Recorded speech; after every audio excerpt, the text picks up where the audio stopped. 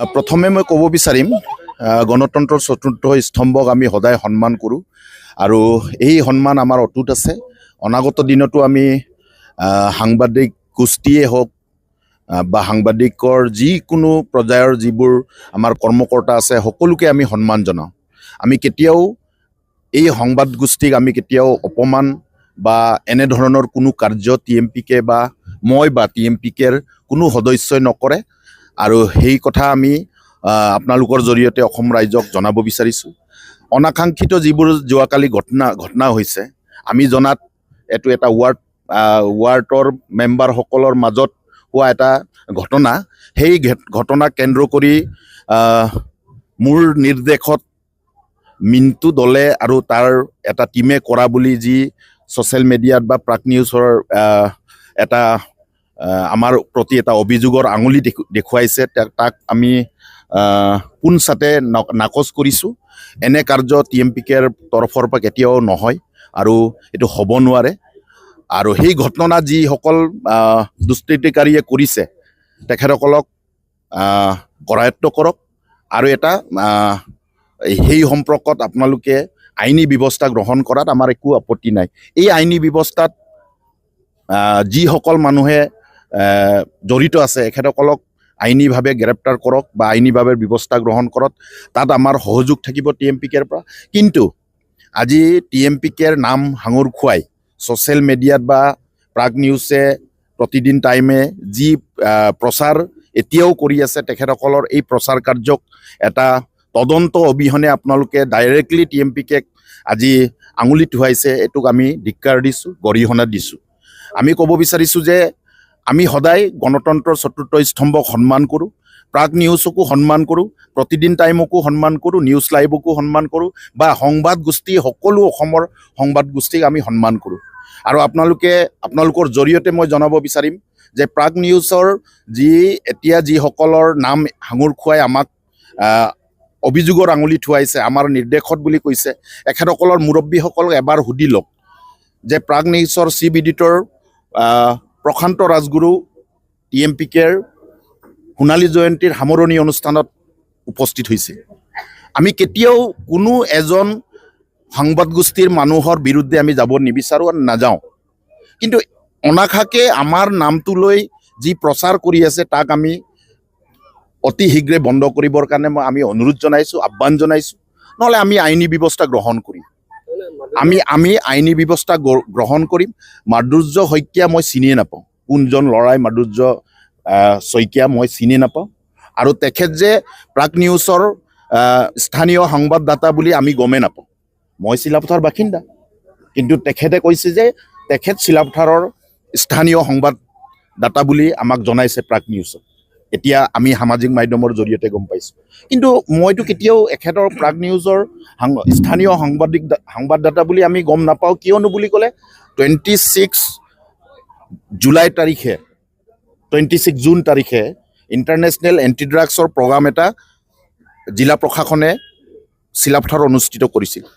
তাৰ প্ৰচাৰ কিন্তু এখেতে কৰা নাই। এণ্টি ড্ৰাগছৰ এগেইনষ্টত, বাল্য বিবাহৰ এগেইনষ্টত মই নিজে উপস্থিত আছিলোঁ। 12 জুন তাৰিখে চিলাপথাৰত এটা নাগৰিক সভা অনুষ্ঠিত হৈছিলে এণ্টি ড্ৰাগছৰ এগেইনষ্টত, ড্ৰাগছ বিৰোধী অভিযানৰ এগেইনষ্টত TMPK আহ্বান কৰিছিল। তাৰ প্ৰচাৰ কিন্তু মই দেখি পোৱা নাই। তো মই ভাবিছোঁ যে কোনজন প্ৰাগ নিউজৰ এই স্থানীয় সংবাদদাতা কোনজন, নাম মই চিনি নাপাওঁ, কিন্তু আপোনালোকক মই সকলোকে চিনি পাওঁ। সকলোকে মুখে দেখা আপোনালোকক সকলোকে মই জোনাইৰ মই চিনি পাওঁ, চিলাপথাৰৰ সকলোকে মই চিনি পাওঁ। আৰু তেখেত কেনেধৰণৰ এই গোটেই কাৰবাৰটোত সোমাই পৰিছে মই গম নাপাওঁ, আৰু তেখেতৰ নামো মই আজিলৈকে শুনা নাই। আৰু এই বক্তব্যৰ পাছত তেখেতসকলে বহু কথা জনাব, কিন্তু মই নাজানো। যিহেতু আপুনি গম পোৱা নাছিলে, যদিও তেখেতক আপুনি এতিয়া স্থানীয় সাংবাদিক বুলি গম পালে, যে হিউমেনিটি মিচিং জাতীয় সংগঠনৰ TMPKৰ সভাপতি হিচাপে এজন সাংবাদিকক তাত আক্ৰমণ কৰা হ'ল, এইটো বাস্তৱ কথা। সেই সন্দৰ্ভত আপুনি কি কৰে? মই এইটোক গৰিহণা দিছোঁ। এইটো গৰিহণাৰ যোগ্য। যিটো কাৰ্য তাতে হৈছে সেইটো গৰিহণাৰ যোগ্য, আৰু যিটো কাৰণত হৈছে সেই কাৰণটোকো নিৰপেক্ষভাৱে তদন্ত কৰাৰো দৰকাৰ। কিয় হৈছিল আৰু কি কাৰণত হৈছিল সেই কথাটো সকলোৱে জনা উচিত। আপোনালোকে সেই বিষয়বস্তুটোক জনাটো আপোনালোকৰো দায়িত্ব। কিয়নো বুলি ক'লে সেই বিষয়টো কি কাৰণত হৈছে, কিয় হৈছে, সেইটো আপোনালোকৰো জনা দৰকাৰ, এই অসমৰ ৰাইজৰো জনাৰ অধিকাৰ আছে। আৰু এই কাৰ্যক আমি গৰিহণা দিছোঁ যে সাংবাদ গোষ্ঠীৰ কোনো এজন এই কৰ্মকৰ্তাক এনেধৰণৰ ঘটনাৰ পৰা যিসকলে ঘটনাটো ঘটাইছে সেইসকলৰ ওপৰত তদন্ত হ'ব লাগে, তেখেতসকলক গ্ৰেপ্তাৰ কৰিব লাগে। কিন্তু আমি ক'ব বিচাৰিছোঁ যে আমাক আওতাত কিয় আনিছে? যদিহে আমি যদি তাতে জড়িত আছোঁ, তেতিয়াহ'লে আইনীভাৱে আপোনালোকে ব্যৱস্থা গ্ৰহণ কৰি আমাক গ্ৰেপ্তাৰ কৰাৰ ব্যৱস্থা কৰক।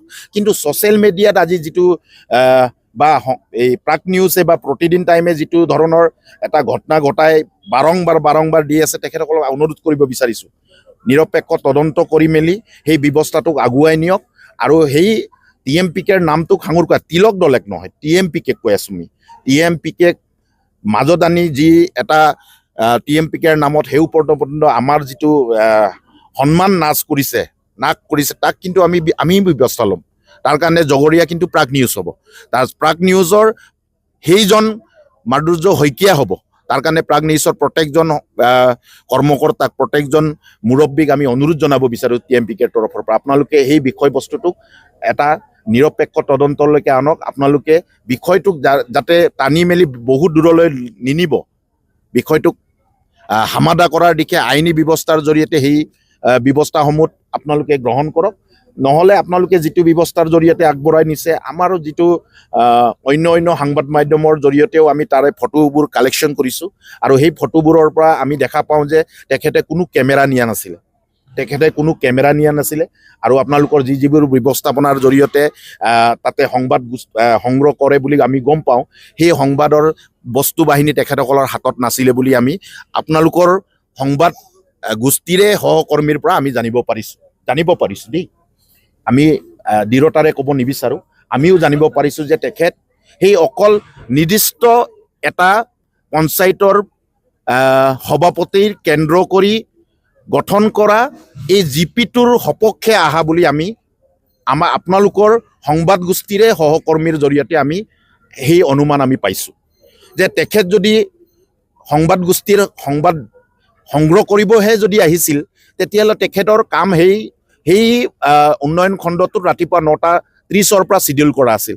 9:30 তেখেত কিয় নাছিল, সেই কথা বতৰাবোৰকো আপোনালোকে তদন্ত কৰাৰ দৰকাৰ। কাৰণ আপোনালোকে নিৰপেক্ষ। সেই তদন্তৰ আঁৰত সেই কথা বতৰাবোৰকো আনিব লাগিব। যিহেতু মই গোটেই চিডিউলটো চাইছোঁ, যোৱাকালিৰ চিডিউলটো, সেই যোৱাকালিৰ চিডিউলটোত 9:30 আছিলে। 9:30 চিডিউলটোৰ পৰা এখেতে মাত্ৰ 2:30 চিডিউলটোত কিয় আহিলে? আগৰ চিডিউলটোৰ সংবাদবোৰ তেখেতৰ হাতত আছেনে? তেখেতৰ নিজা এই সংবাদ কালেকশ্যন কৰাৰ জৰিয়তে পাইছেনে, নে অন্য সংবাদ সহকৰ্মীৰ পৰা এখেতে কালেকশ্যন কৰিছে? সেই কথা বতৰাবোৰকো আপোনালোকে অলপ চালি জাৰি চোৱাটো ভাল। কিয়নো যিটো ষ্টাৰ্ট হোৱা 9:30 পৰা তেখেতে কেনেকৈ 2:30 আহিলে? মই সেই কথা আপোনালোকৰ সংবাদ মাধ্যমৰ সহকৰ্মীৰ জৰিয়তে সেই ফটেজবোৰ, কথা বতৰাবোৰক মই পাইছোঁ। সেই কথা বতৰাকো আপোনালোকে নিৰপেক্ষভাৱে আপোনালোকে চালি জাৰি চাবৰ কাৰণে মই আপোনালোকৰ জৰিয়তে আপোনালোককে অনুৰোধ জনাইছোঁ। মোৰ জন্ম চিলাপথাৰ, আৰু চিলাপথাৰ অঞ্চলত ময়ো জানো। প্ৰাগ নিউজৰ মুৰব্বীক মই প্ৰশান্ত ৰাজগুৰুক 2022 চনত গোগামুখৰ গল্ডেন জুবলিৰ ক্লজিং চেৰেমনিত আমি TMPKৰ গল্ডেন জুবলিৰ ক্লজিং চেৰেমনিত প্ৰশান্ত ৰাজগুৰুক নিৰ্দিষ্ট বক্তা হিচাপে আমি আমন্ত্ৰণ কৰিছিলোঁ প্ৰাগ নিউজৰ। দেৱজিৎ ভূঞাদাক মই চিনি পাওঁ, কিন্তু মই তেখেতক চিনি নাপাওঁ। তো এই অনাকাংক্ষিত যি ঘটনাটোক লৈ আমি এই ঘটনা যাতে নহয়, তাৰ কাৰণে আমি এনে ঘটনা পুনৰ নহয়, তাৰ কাৰণে আমি সকলো পক্ষক আমি আহ্বান জনাইছোঁ। আৰু এনে ঘটনাৰ আমি গৰিহণা দিছোঁ। এনেধৰণৰ ঘটনা হ'ব নালাগে, তাৰ কাৰণে আমি TMPKৰ তৰফৰ পৰা অসাংবিধানিক অকাৰ্যকলাপৰ বিৰুদ্ধে আমি সদায় মাত মাতোঁ। আমাৰ অসামাজিক কাম কাজৰ বিৰুদ্ধে সদায় মাত মাতোঁ। তো আমি ক'ব বিচাৰিছোঁ যে যিজন প্ৰাগ নিউজৰ মাধুৰ্য শইকীয়াৰ নাম কৈছে, মই তেখেতক চিনি নাপাওঁ। আৰু তেখেত যে স্থানীয় সংবাদদাতা প্ৰাগ নিউজৰ, মই সেইটোও নাজানো। আৰু তেখেতে আমাৰ নামটো লৈ সাঙুৰ খুৱাই যি প্ৰচাৰ প্ৰাগ নিউজৰ বা প্ৰতিদিন টাইমৰ জৰিয়তে কৰিছে তেখেতসকলৰ প্ৰাগ নিউজ বা প্ৰতিদিন টাইমক আমি অনুৰোধ জনাইছোঁ, আহ্বান জনাইছোঁ যে আপোনালোকে নিৰপেক্ষ তদন্ত কৰক আৰু সেই তদন্তৰ আঁৰত যদি আমাকো যদি আপোনালোকে সাঙুৰ খুৱাব বিচাৰে আমি আইনী ব্যৱস্থাত আমি নিশ্চিতভাৱে সহযোগ কৰিম। কিন্তু জনমানসত আমাৰ TMPKৰ কোনো এজন কৰ্মীক যদি আপোনালোকে সাঙুৰ খুৱাব বিচাৰে তাৰ কিন্তু বিৰুদ্ধে আমিও যুঁজিবলৈ আমি বাধ্য হ'ম। তাৰ কাৰণে জগৰীয়া কিন্তু প্ৰাগ নিউজ হ'ব, জগৰীয়া কিন্তু সেই মাধুৰ্য শইকীয়া হ'ব। মই কোনো ব্যক্তিগত বা কোনো জাতিৰ বিপক্ষে মই কেতিয়াও নাযাওঁ। আমি সদায় বিভিন্ন জাতি জনগোষ্ঠীক একত্ৰিতৰে আগুৱাই নিয়াৰ কথা আমি সদায় কওঁ। মিচিং অধ্যুষিত অঞ্চলত থকা বিভিন্ন জাতি জনগোষ্ঠীৰ অধিকাৰৰ কথা আমি সদায় কৈ আহিছোঁ আৰু বিভিন্ন জাতি জনগোষ্ঠীৰ সকলো অধিকাৰক সমানভাৱে আগুৱাই নিয়াৰ কথা TMPK সদায় কৈ আছোঁ। আজি আমি সকলো জাতি জনগোষ্ঠীক একত্ৰিত কৰি আগুৱাই নিয়াৰ পৰিকল্পনাত যাতে কোনো জাতি জনগোষ্ঠীৰ কালপ্ৰিতে আমাৰ মাজত থকা সম্প্ৰীতি আৰু সমন্বয়ক বিংগিত কৰিব বিচাৰি যি জনমানসত ছ'চিয়েল মিডিয়াৰ জৰিয়তে কৰিব বিচৰা কাৰ্যক আমি ধিক্কাৰ দিছোঁ, গৰিহণা দিছোঁ। আৰু নিৰপেক্ষ তদন্ত হওক, সেই তদন্তৰ আওতাত যদি আমাকো সাঙুৰ খুৱাব বিচাৰে আমি নিশ্চিতভাৱে আইনী ব্যৱস্থাত যদি আমাক প্ৰয়োজন হয় আমি নিশ্চিতভাৱে সহযোগ কৰিম।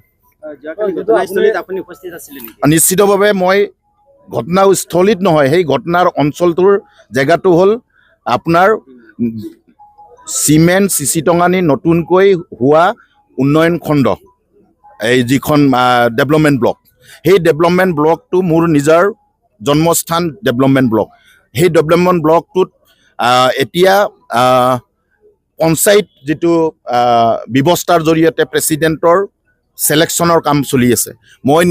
যিহেতু ময়ো সেই অঞ্চলৰ সেই উন্নয়ন খণ্ডৰ ভিতৰতে থকা এখন পঞ্চায়তৰ ভিতৰত ময়ো সংসদীয় ব্যৱস্থাত ময়ো অংশগ্ৰহণ কৰোঁ আৰু অংশগ্ৰহণ মোৰ দায়িত্ব। গণতন্ত্ৰ ব্যৱস্থাৰ জৰিয়তে যি ব্যৱস্থা ভাৰত চৰকাৰে গঠন কৰিব বিচাৰে তাত মই জড়িত। আমি সংসদীয় ব্যৱস্থাক আমি সন্মান জনাওঁ আৰু সংসদীয় ব্যৱস্থাত আমি TMPK সদায় সহযোগ কৰোঁ।